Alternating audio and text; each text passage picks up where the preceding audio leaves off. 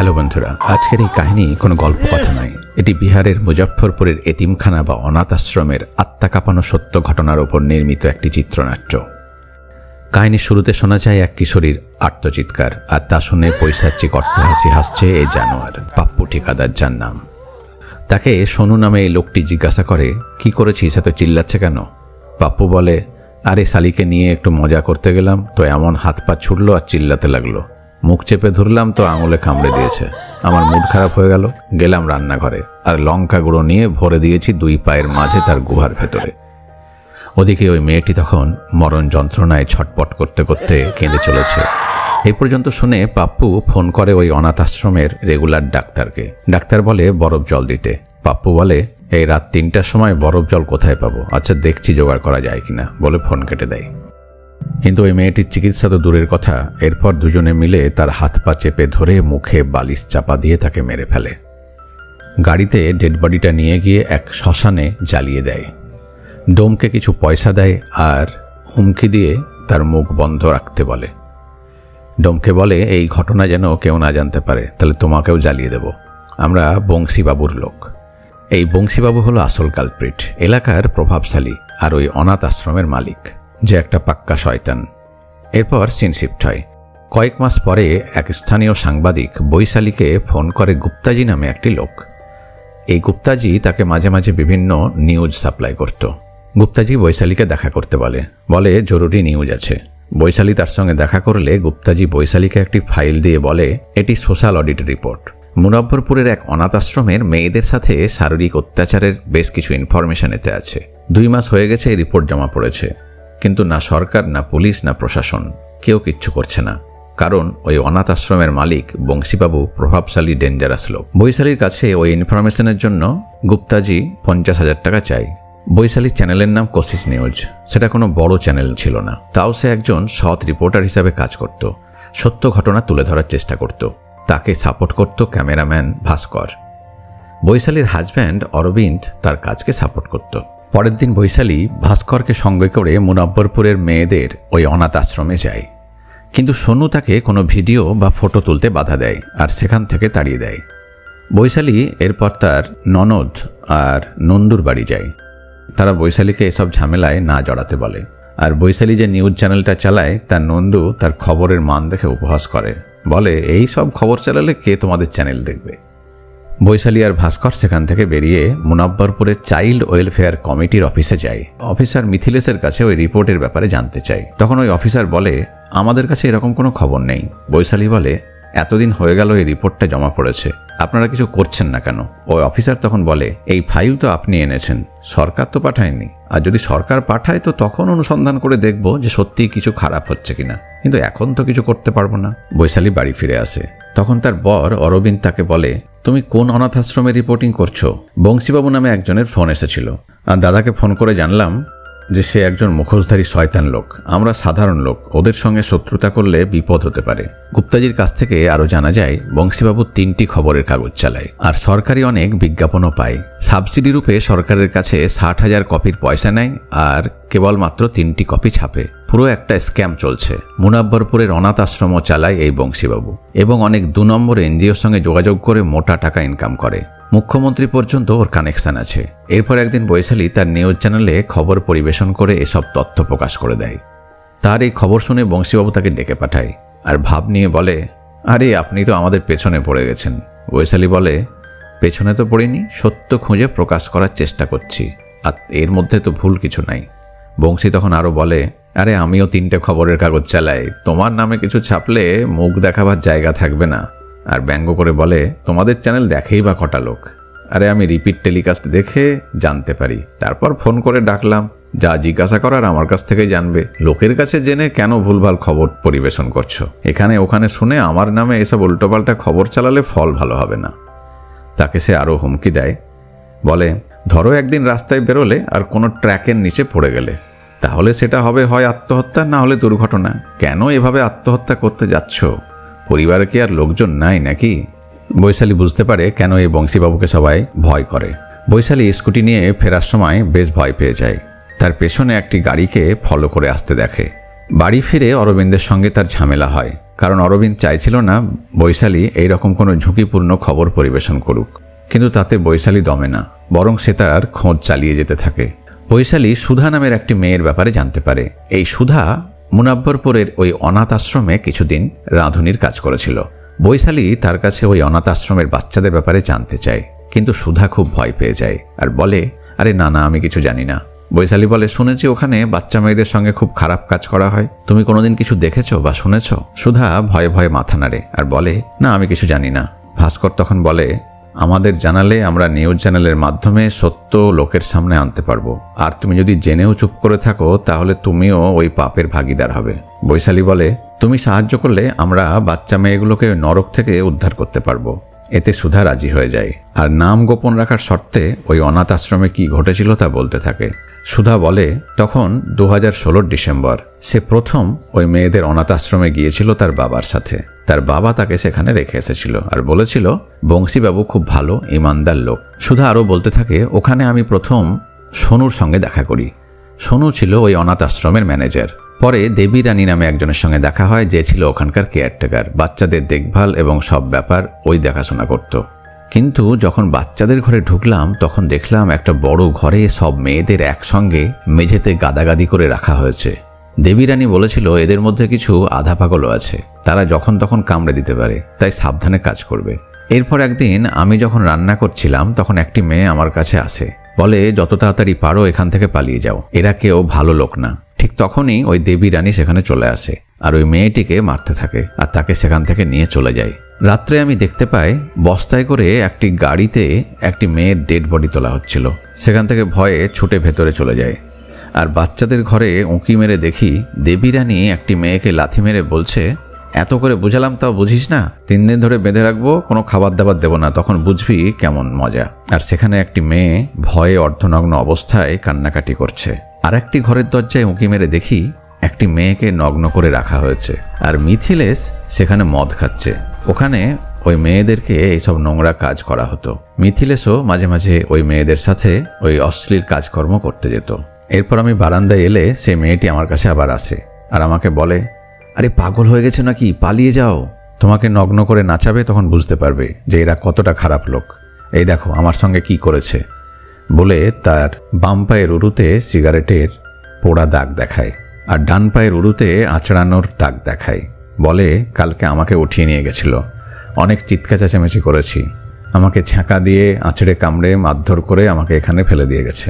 আজ তো অন্য একটা মেয়েকে উঠিয়ে নিয়ে গেছে, যত তাড়াতাড়ি পারো এখান থেকে পালাও, না তো তোমাকেও কোনদিন উঠিয়ে নিয়ে গিয়ে শেষ করে দেবে। এরপর ওখানে একদিন বংশী আসে আর আমার দিকে কুনজরে তাকায় আর উল্টো পাল্টা কথা বলতে থাকে। আমার চুলে হাত দিয়ে বলে, চুল এত ভেজা কেন, ঠান্ডা লেগে যাবে। আর ঢং করে দেবী রানীকে বলে ওকে চাদরটা দাও আর আমাকে বলে, আরে ওড়না পরনি কেন, তুমি তো খুব সুন্দর। ও সেখান থেকে সরে গেলে দেবী রানী আমাকে বলে, এই হলো বংশীবাবু, এখানকার মালিক মহারাজ সবই ও, ওকে খুশি করবে তো ভালো থাকবে। তারপর একদিন আমি খাবার পরিবেশন করতে গিয়ে দেখি একটি মেয়েকে মেরে গালে সেলাইয়ের দাগ আর ওখানকার পরিচিত ডাক্তার তার চিকিৎসা করছে। ও মেয়েটার জন্য কারোর কোনো চিন্তা নেই, সবাই হাসাহাসি করছে। ডাক্তার বলছে, আরে এর তো অনেক জায়গায় অনেক চোট পেয়েছে। ডাক্তারের কথায় সবাই তখন হাসতে থাকে আর মেয়েরা ভয়ে কাঁপতে থাকে। এরপর একদিন একটা হলে পার্টিতে সে মেয়েগুলোকে নিয়ে গিয়ে মদ খাইয়ে অশ্লীল নাচ নাচাতে থাকে আর তাদের গায়ে নোংরাভাবে টাচ করতে থাকে এবং জোর করে মদ খাওয়ায় এবং অশ্লীলভাবে তাদেরকে জড়িয়ে ধরতে থাকে। মেয়েরা ভয়ে কাঁপতে কাঁপতে ওদের কথা মতো কাজ করতে থাকে। আমার সঙ্গেও দুর্ব্যবহার করার চেষ্টা করে। আমি ওই ঘর থেকে বেরিয়ে আসি আর নিজের ঘরে ঢুকে জামা কাপড় ব্যাগে গুছিয়ে ওই বালিকা অনাথ আশ্রম থেকে আমি পালিয়ে আসি। এখানে সিন শিফট হয়। দেখা যায় বৈশালীর নন্দু আর তার ননদ তাদের বাড়ি গেছে আর বলছে, তুমি যা কাজ করছো বিপদে পড়বে। আরে বংশী মোটেও ভালো লোক না, এসব কাজ থেকে সরে এসো। যদি কিছু করতেই হয় তো কোর্টে যাও, কেস করো, সাংবাদিকতা কেন মাঝখান থেকে করতে যাচ্ছ? বৈশালী বলে, সেটাই তো করতে চাই, কিন্তু তার জন্য তো ভালো উকিল লাগবে। আরে আপনি তো ভালো উকিল, আমাদের হয়ে একটা PIL দাখিল করুন না, পারবেন? সাহস আছে আপনার? পরে দেখা যায় কেউ একজন ওই অনাথ আশ্রমের অত্যাচারের ব্যাপারে PIL দাখিল করেছে। বংশী এতে তখন খেপে যায়। সে পাটনায় ব্রিজমোহন বলে একজন পাওয়ারফুল লোকের কাছে যায়। এই ব্রিজমোহন ছিল ওখানকার এক মিনিস্টারের হাজব্যান্ড। সে ব্রিজমোহনের সঙ্গে দেখা করে আর বলে, এসব কি চলছে, তুমি কি ম্যানেজ করছো? আমি ওই বৈশালীকে ছাড়বো না। ব্রিজমোহন বলে, এসব ছোটখাটো ব্যাপারে কেন টেনশন করছো? আরে ওই বৈশালী করবে কি? কোন ক্ষেতের মূলো? আরে তুমি নিশ্চিন্ত থাকো। বংশী বলে, ওই বৈশালীকে আমি ছাড়বো না। তখন ব্রিজমোহন বলে, আরে ওকে তুমি কিছু করো না, ও সাংবাদিক, ওর কিছু হয়ে গেলে এই খবরটা এমন হাইলাইট হয়ে যাবে, তখন আমাদের পার্টির 12টা বেজে যাবে। ওপর থেকে অর্ডার আছে যেন ওর কোনো ক্ষতি না হয়। ওর কিছু হলে কেসটা এমন হাইলাইট হবে আর পাবলিক তখন আমাদের এগেনস্টে চলে যাবে। বংশী খেপে গিয়ে বলে, নাহলে আমারও বিপদ আর তোমারও বিপদ, আমি কিন্তু কাউকে ছাড়বো না। এখানে সিন শিফট হয় আর বৈশালী ভাস্করকে বলছে, ভাস্করজি এসবে কিছু হবে না, আমাদের চ্যানেল লোকের কাছে পৌঁছাচ্ছে না। আমাদের ফেসবুক, ইনস্টাগ্রাম, হোয়াটসঅ্যাপ, টুইটার সব জায়গায় এই কেসে যা ইনফরমেশন হাতে আসবে সব ছড়িয়ে দিতে হবে। আর কাল থেকে রোজ সন্ধ্যায় 8 ঘন্টা করে এই কেসের আমরা লাইভ রিপোর্টিং করব। ভাস্কর এতে রাজি হয়ে যায়। এরপর সিন শিফট হয় আর দেখা যায় অনাথ আশ্রমে দেবী রানী লাইন করে মেয়েদেরকে ট্যাবলেট খেতে দিচ্ছে। মেয়েদেরকে ট্যাবলেট পেটে ব্যথার ওষুধ বলে খাওয়ানো হতো, কিন্তু এই ট্যাবলেট ছিল আসলে ঘুমের ঔষধ। আর একটি ঘরে দেখা যায় বংশী দুটো মেয়েকে ধমকাচ্ছে আর বলছে, অনাথের মানে বুঝিস? তোদের রাস্তা থেকে তুলে এনে এখানে আশ্রয় দিয়েছি, খাবার দিয়েছি, কাপড় দিয়েছি। আরে এসব কি বিনা পয়সায় আসে নাকি? আরে আমি যা বলবো তাই করবি, না হলে এই সিগারেট জ্বালিয়ে জ্বালিয়ে তোদের জ্বালিয়ে দেবো। করবি? বল করবি? মেয়ে দুটো ভয়ে কাঁপতে থাকে, ভয়ে ভয়ে মাথা নাড়ে আর বলে, হ্যাঁ হ্যাঁ করব। তখন সেখানে সোনু ঢোকে আর বলে, পিআইএল কে করেছে তার নাম জানা যায়নি। বংশী বলে, আরে সালা, একটা কাজ দিলাম ঠিকঠাক তাও করতে পারিস না? সোনু তখন বলে, আরে আমার সন্দেহ হচ্ছে ওই বৈশালীর নন্দুই হবে, ও বেটা উকিল, এটা ওরই কাজ। যদি বলেন তো ওই শালাকে টাইট করে দিই। বংশী এরপর মেয়ে দুটোকে বেল দিয়ে জানোয়ারের মতো মারতে থাকে। মেয়ে দুটো ভয়ে কাঁদতে থাকে আর বংশী কিন্তু থামে না, সে ওদেরকে মেরেই চলে। ওদিকে সোনু লোকজন নিয়ে বৈশালীর নন্দুকে এমন পেটায় যে তাকে হাসপাতালে ভর্তি করতে হয়। বৈশালী হাসপাতালে দেখতে যায়, তখন তার ননদ তাকে বলে, আরে তুমি তো জানো সব, বংশীবাবুর লোক মেরে এমনভাবে মাথা ফাটিয়েছে আর অনেক রক্ত পড়েছে। পুলিশ এফআইআরও নেয়নি। তোমার কাজের জন্য আমাদেরকে আর কি না ভুগতে হবে। বৈশালী তখন স্কুটি নিয়ে পুলিশ থানায় যায়। দারোগা বলে, কে মেরেছে আপনার নন্দুকে? বৈশালী বলে, বংশী সাহু। দারোগা তখন বলে, আরে উনি তো সজ্জন মানুষ, ওনার মতো ভালো মানুষ এই এলাকায় আর একটাও পাবে না। দারোগা কমপ্লেন নেয় না। দারোগা বলে, আরে যে কেউ আসবে আর ভালো মানুষদের নামে কমপ্লেন করবে আর আমাদেরকে সেটা লিখতে হবে? বৈশালী বলে, ও ঠিক আছে, বুঝে গেছি। বৈশালী বুঝে যায় যে এরা কেউ বংশীর নামে কোনো কমপ্লেন নেবে না। বৈশালী সেখান থেকে চলে আসে আর হাসপাতালে তার নন্দুকে দেখা করে। বলে, পিআইএল দাখিল করার আগে আমাকে তো বলবেন। তার নন্দু বলে, পিআইএল? আমি তো কোনো পিআইএল দাখিল করিনি। আরে আমার কি মাথা খারাপ হয়েছে নাকি বংশীর এগেনস্টে আমি পিআইএল দাখিল করব? ওরা খুবই ডেঞ্জারাস লোক, আমি কিছু করিনি, তাও বংশীর লোক সোনু আর তার গ্যাং এসে আমাকে পিটিয়ে দিয়ে গেল। আরে তোমার মাথায় কি কিছু আছে না নেই? আরে তোমার চক্করে আমরা সবাই বিপদে পড়ছি, তোমার কি কোনো বিবেক আছে না নেই? বৈশালীর খুব খারাপ লাগে। এসব কথায় বৈশালী খুব আহত হয়। পরের সিনে দেখা যায় বৈশালী হসপিটালের বারান্দায় দাঁড়িয়ে কাঁদছে আর তার বর অরবিন্দ সেখানে আসে। বলে, ভয় পেও না, আমি আছি তোমার পাশে। বৈশালী বলে, আমার একটা কাজ করবে? সে মোবাইলটা অরবিন্দকে দেয় আর তার ভিডিও করতে বলে এবং ওই হসপিটালের ক্যাম্পাস থেকেই রিপোর্টিং করতে শুরু করে। বলতে থাকে, মুনাফ্ফরপুরের বালিকা অনাথ আশ্রমের অত্যাচারের ঘটনা আপনাদের সামনে আমরাই প্রথম এনেছি। সোশ্যাল অডিট রিপোর্ট জমা পড়ার পরেও সরকার কোনো অ্যাকশন নিচ্ছে না। আর একজন উকিল পিআইএল দাখিল করেছেন, তো বংশী সাহুর লোকজন তাকে পিটিয়েছে। পুলিশ কোনো এফআইআরও নিচ্ছে না। হয়তো পুলিশের ওপরে চাপ আছে, কিন্তু আমাদের ওপর কোনো চাপ নেই। আমরা দমে যাবার লোক নই। এত বাধার পরেও আমাদের সত্যের খোঁজ জারি আছে আর আপনাদের কাছে রোজ এই সত্য আমরা পরিবেশন করব লাইভ রিপোর্টিংয়ের মাধ্যমে। আর আমাদের এই প্রোগ্রামের নাম হবে ভক্ষক। এই কেসে যা আপডেট আমাদের হাতে আসবে রোজ সন্ধ্যায় সবই আপনাদের সামনে পরিবেশন করা হবে। সকলের সাজা না হওয়া পর্যন্ত আমাদের এই রিপোর্টিং চালু থাকবে। ওদিকে মুনাফ্ফরপুরে এক নতুন লেডি এসপি জসমিত জয়েন করেন। বৈশালী ওই লেডি অফিসারের কাছে যায়, কারণ ওই এসপি জসমিত একজন সৎ আইপিএস অফিসার ছিলেন। নিউজ পেপারে তার ব্যাপারে মাঝে মাঝেই খবর বেরোতো। জসমিত বলে, আমি হায়ার অথরিটির সঙ্গে যোগাযোগ করি, কথা বলি, আমি যথাসাধ্য চেষ্টা করব, দেখি কি করতে পারি। এসপি জসমিত বৈশালীকে বলে, ওই অনাথ আশ্রমের নামে আপনি কি এফআইআর করেছেন? বৈশালী বলে, হ্যাঁ চেষ্টা করেছি, কিন্তু এফআইআর তো কেউ নেয় না। একজন পিআইএল দাখিল করেছে, তাও কোনো অ্যাকশন হচ্ছে না, আর তার ফলাফল তো আপনার সামনে। এরপর এসপির অর্ডারে ওদিকে সোনুকে গ্রেপ্তার করতে পুলিশ যায় ওই অনাথ আশ্রমে। তখন তাদের সামনে বংশী আসে আর তাদেরকে ধমক দিয়ে ওখান থেকে ভাগিয়ে দেয়। আর বংশীর ভয়ে ওই দারোগাও আর ভেতরে ঢুকে তদন্ত করার সাহস পায় না। পরের সিনে দেখা যায় গুপ্তাজি গেছে ভাস্করের কাছে তার রিপোর্ট সাপ্লাইয়ের টাকা নিতে আর বলছে, আপনাদের সাহায্যের জন্য আমি পিআইএল দাখিল করেছি, আর কারো দম আছে এটা করার? ভাস্কর বলে, এরই যা পিআইএল আপনি দাখিল করেছেন, আর ওদিকে ওরা সন্দেহের বসে জিজাজিকে পিটিয়ে চলেছে। এইখানে জানা যায় এই পিআইএল দাখিল করেছিল আসলে এই গুপ্তাজি, কিন্তু সন্দেহের বসে বৈশালীর নন্দুকে সোনু আর তার লোকজন পিটিয়ে চলে এসেছে। পরের সিনে দেখা যায় জসমিত তার সিনিয়রের কাছে মুনাব্বরপুরের ওই কেসের জন্য অ্যাকশন নেওয়ার ব্যাপারে পারমিশন নিতে গেছে, কিন্তু ওই সিনিয়র তাকে বলছেন সমাজ কল্যাণ বিভাগ থেকে কোনো অর্ডার না আসা পর্যন্ত এই কেসের কোনো অ্যাকশন নেওয়া যাবে না। সব পাওয়ারফুল লোকজন এতে জড়িয়ে আছে, আমাদের বিপদ হতে পারে। আপনার উর্দিতে এই যে 3 স্টার আছে না, এটা খোয়া যেতে পারে। জসমিত তখন সেখান থেকে চলে আসে। এরপর বৈশালী একটা প্ল্যান বানায়, আর তার প্ল্যান অনুযায়ী ভাস্কর যায় মিনিস্টার রজনীর হাজব্যান্ড ব্রিজমোহনের কাছে, কারণ এই ব্রিজমোহন হচ্ছে নাটের গুরু। তার কাছেও ওই অনাথ আশ্রমের সব কুকর্মের ব্যাপারে ইনফরমেশন ছিল, আর এই বংশীকে ব্যাকআপ দিত, যার জন্য বংশী কাউকে ভয় করত না। ভাস্কর ব্রিজমোহনকে বলে, স্যার বৈশালীর কাছে আপনার এগেনস্টে অকাট্য প্রমাণ আছে। ওই অনাথ আশ্রমের সব ঘটনার ইনফরমেশন বৈশালীর কাছে আছে, আর এইসব সাপ্লাই করছে মিথিলেশ নামে একজন অফিসার। আসলে এটা ছিল বৈশালীর একটা প্ল্যান, যাতে ওই শয়তানগুলোর মধ্যে নিজেদের মধ্যে ভুল বোঝাবুঝি বাড়ে আর তারা একে অন্যের সঙ্গে লড়তে থাকে। এরপর একদিন গুপ্তাজি বৈশালীর সঙ্গে দেখা করে আর বলে, একটা খবর আছে, সীতামণি সমাজ কল্যাণ বিভাগের এক অফিসারকে গুলি করে হত্যা করা হয়েছে, আর এটা করেছে স্কলারশিপের টাকা হাতানো গ্যাংয়ের লোকজন। এই খবরটা আপনি কিভাবে ব্যবহার করবেন সেটা আপনার ব্যাপার। আমার নিউজ সাপ্লাই করা কাজ আমি করলাম, আর আমার টাকা আমি নিয়ে যাব। ওদিকে ব্রিজমোহন বংশীকে কল করে বলে, আরে তোমার মিথিলেশ তো সব ইনফরমেশন লিক করছে, আর সরকারি সাক্ষী হবে মনে হয়, আমরা তো সবাই ফাঁসবো। বংশী তখন খুব রেগে যায়। সে তখন মিথিলেশের সঙ্গে ছিল। সে কিছু না বলেই মিথিলেশকে খুব আচ্ছা করে পিটাতে থাকে আর বলে, বৈশালীকে সব বলে দিয়েছিস? শালা সরকারি সাক্ষী হবি না? মিথিলেশ বলে, মিথ্যা কথা, আমি কেন হতে যাব, আমি কিছু বলিনি। আরে কেউ তোমার কান ভারী করেছে। বংশী তখন নিজের ভুল বুঝতে পারে, তার সন্দেহ হয় এর পেছনে অন্য কোনো খেলা চলছে। তারা তখন সেখানে বসে দেখে কোশিশ নিউজে বৈশালীর নিউজ আপডেট। বৈশালী বলছে, 4 দিন আগে সীতামণি সমাজ কল্যাণ বিভাগের এক অফিসারকে হত্যা করা হয়েছে। স্কলারশিপের টাকা হাতানো অসৎ অফিসার আর নেতামন্ত্রীদের গ্যাং এই হত্যা করেছে।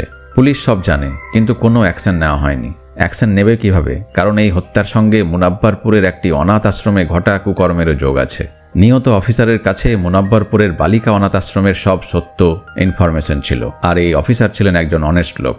তাই তাকে হত্যা করে সব ঘটনা ধামাচাপা দেওয়ার চেষ্টা করা হয়েছে। কিন্তু আমাদের অন্তর্তদন্ত জারি আছে, আর আমাদের হাতে এমন কিছু তথ্য এসেছে যাতে ওই মুনাব্বরপুরের কালো সত্য সবার সামনে আমরা প্রকাশ করতে পারবো। ওখানে কি হয়, কিভাবে হয়, কোন কোন লোকের সঙ্গে জড়িত আছে, এই কাগজে সব আছে। কাল সন্ধ্যায় আমাদের ভক্ষক প্রোগ্রামে বড় বড় নেতা মন্ত্রী আর এই কুকর্মের সঙ্গে জড়িত সবার নাম আপনাদের সামনে আনব। বৈশালীর কাছে ওই কাগজে আসলে কিছুই ছিল না, কিন্তু এই খবরে ভয় পেয়ে যায় বংশী, ব্রিজমোহন, মিথিলেশ, সোনু সবাই, কারণ তাদের সবার নাম হয়তো পাবলিকের সামনে চলে আসতে পারে। আর এই খবরে মুখ্যমন্ত্রীরও টনক নড়ে, কারণ পাবলিক খেপে গিয়ে তাদের এগেনস্টে চলে গেলে তাদের পার্টির ক্ষতি হতে পারে। তাই ওই মুখ্যমন্ত্রীর কাছ থেকে অর্ডার আসে এই কেসে জড়িত সকলকে অ্যারেস্ট করতে হবে। জসমিত তখন বৈশালীকে ফোন করে, বলে ওই শয়তানদের নামে এফআইআর করা হয়েছে সরকারের পক্ষ থেকে, কিন্তু এই এফআইআর হয়েছে মহিলা পুলিশ থানায়। তাই যা করার ওই মহিলা পুলিশ থানায় করবে, এবং ওই অনাথ আশ্রমের বাচ্চাদের জবানবন্দি নেওয়া হবে, মেডিকেল টেস্ট হবে, আর তার রিপোর্ট চাইল্ড ওয়েলফেয়ার অ্যাসোসিয়েশনকে দেবে, যাতে তারা চূড়ান্ত তদন্ত করে রিপোর্ট দেয়। বৈশালী এখানে বুঝে যায় চাইল্ড ওয়েলফেয়ার কমিটিতে আছে ওই অসৎ অফিসার মিথিলেশ, যে নিজে ওই কুকর্মের একজন পান্ডা। তাই এবারও কারোর কিচ্ছু হবে না। মিথিলেশ ভুলভাল মিথ্যা রিপোর্ট দিয়ে সবাইকে ছেড়ে দেবে, আর ওই বাচ্চা মেয়েদেরও উদ্ধার করা যাবে না। এদিকে মিথিলেশ নিজের বিপদ বুঝে এখান থেকে কেটে পড়ে। বৈশালী এরপর সুধার কাছে যায় আর তাকে বলে সব সত্য কথাগুলো ভিডিওর মাধ্যমে মানুষের সামনে আনতে হবে। সুধা প্রথমে রাজি হয় না, বলে ওরা ভয়ঙ্কর লোক, ওদের সাথে শত্রুতা করতে ভয় লাগে। বৈশালী বলে, ওখানকার মেয়েরাই তোমাকে পালাতে সাহায্য করেছিল বলেই আজ তুমি নিরাপদ আছো, নইলে তোমারও তো বিপদ হতে পারত। তুমি কি চাও না ওই নরক থেকে ওই মেয়েদের উদ্ধার করা হোক? নিজের বিবেকের কাছে উত্তর দাও, নিজের বিবেককে জাগ্রত করো, নিজের বিবেকের ডাকে সাড়া দাও সুধা। শেষ পর্যন্ত সুধা রাজি হয় আর ক্যামেরার সামনে এসে বলে, ওই অনাথ আশ্রমের বাচ্চাদের সঙ্গে অশালীন নোংরা কাজকর্ম করা হয়। ওখানকার কেয়ারটেকার বেবি রানী পেটের অসুখের ওষুধের নাম করে বাচ্চাদের ঘুমের ওষুধ খাওয়ায়, আর তাদের তুলে নিয়ে গিয়ে বিভিন্ন সময়ে বিভিন্ন লোক তাদের সঙ্গে অশালীন আচরণ করে, তাদের সঙ্গে কুকর্ম করে, আর কারোর ঘুম ভেঙে গেলে তাদের সঙ্গে জোর জবরদস্তি করা হতো, আঁচড়ে কামড়ে সিগারেটের ছাঁকা দিয়ে অত্যাচার করা হতো। বেবি রানী ওখানকার মেয়েদের নগ্ন হয়ে শুতে বাধ্য করত, নিজেও ওদের সাথে নগ্ন হয়ে শুয়ে অশালীন কাজে লিপ্ত হতো। কিছু মেয়ে গর্ভবতী হয়ে যেত, তখন তাদেরকে মেরেও ফেলা হতো। সুধা একে একে সব লোকের নাম বলে দেয় যারা এই কুকর্মের সঙ্গে যুক্ত ছিল। এত বড় খবর প্রচার হয়ে যাওয়ায় সরকারের ওপর চাপ তৈরি হয়, আর এসপি জসমিত অ্যাকশন নেওয়ার অর্ডার পেয়ে যায়। সে তার টিম নিয়ে গিয়ে বংশী আর তার সাগরেদদের গ্রেপ্তার করে, আর ওই অনাথ আশ্রমের নরক থেকে ওই বাচ্চাদের একে একে উদ্ধার করা হয়।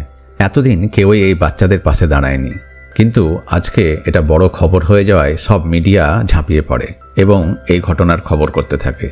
মুখ্যমন্ত্রী ক্যামেরার সামনে এসে সব ক্রেডিট নেয় আর বলে, আমাদের সরকার সর্বদা বাচ্চাদের সুরক্ষার ব্যাপারে পদক্ষেপ করে, তাই আমাদের কাছে রিপোর্ট আসার সঙ্গে সঙ্গেই আমরা অ্যাকশন নিয়েছি। কিন্তু আসল সত্যটা অন্য। তার হাজব্যান্ড ব্রিজমোহন এসবের সঙ্গে জড়িত ছিল, আর সব জেনেও সে এতদিন চুপ ছিল। আজকে বৈশালী নিউজের চাপে পাবলিক প্রেসার তৈরি হওয়ায় সে ভালো মানুষ সেজে পাবলিকের সামনে বয়ান দিচ্ছে। ওদিকে মিথিলেশও ভুল পাল্টে বলে সে আসলে একজন অনেস্ট কর্মচারী, আর দোষীদের সাজা দেওয়ার জন্য সে সব রকম পদক্ষেপ করবে।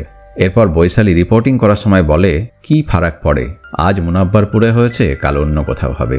কারোর রাগ হবে, কারোর সহানুভূতি জাগবে, টুইটার ফেসবুকে সিম্প্যাথির প্রকাশ ঘটবে, তারপর হয়তো হ্যাশট্যাগের সঙ্গে প্রচারও চলবে। কারোর সমবেদনা জাগবে হয়তো রাজনৈতিক কারণে, কারোর সমবেদনা জাগবে যখন নিজের কারোর হয়তো খারাপ কিছু হবে। খুব কম লোকেরই বিবেকের ডাকে উদ্বেগ বাড়বে, কিন্তু নিরাপদে থাকার জন্য কেউ কিচ্ছু করবে না। আর এই বাচ্চাদের খবর কেউ ঠিকভাবে দেখায় না। মিডিয়া তো সেটাই দেখায় যেটা মশলাদার, যেটাতে তাদের টিআরপি বাড়বে। কারণ আপনাদের অনুভব হারিয়ে গেছে। সোশ্যাল মিডিয়ার যুগে সংবেদনহীন হয়ে পড়েছে মানুষ। আপনারা মশলাদার খবরের মধ্যে ডুবে থাকুন আর ঘুমান।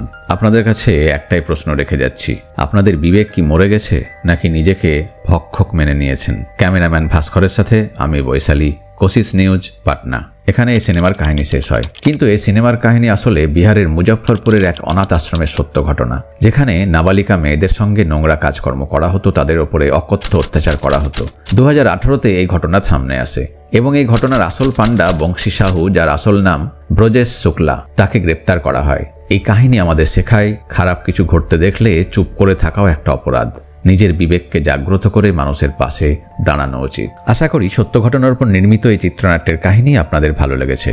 ভিডিওটি বেশি বেশি করে শেয়ার করে মানুষের মধ্যে সচেতনতা বাড়াতে সাহায্য করুন। অনেক অনেক শুভেচ্ছা ও ধন্যবাদ রইল। খুব ভালো থাকুন সকলে।